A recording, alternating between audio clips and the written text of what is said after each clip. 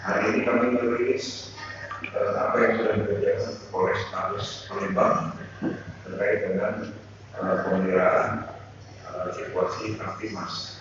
Perlu saya jelaskan, ada beberapa yang menjadi perhatian kita bersama bahwa dari jumlah kejahatan yang terjadi sepanjang tahun 2019 jika dibandingkan dengan 2018 ini mengalami penurunan.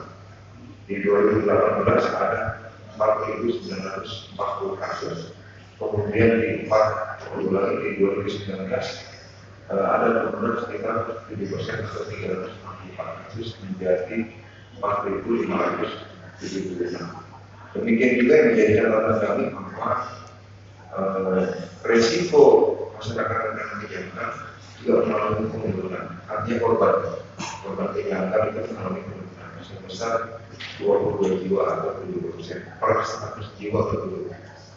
Kemudian samping itu kami menjadi catatan kami bahwa selama waktu terjadinya tindak pidana ini mengalami peningkatan. Jadi setiap 13 menit sekali terjadi kejahatan dikarenakan masyarakat Kota Palembang ini. Dari gangguan Kamtimas tadi, tetap kejahatan jalanan yang mengakibatkan Polres Palembang beserta jajaran mengucapkan selamat tahun baru 2020.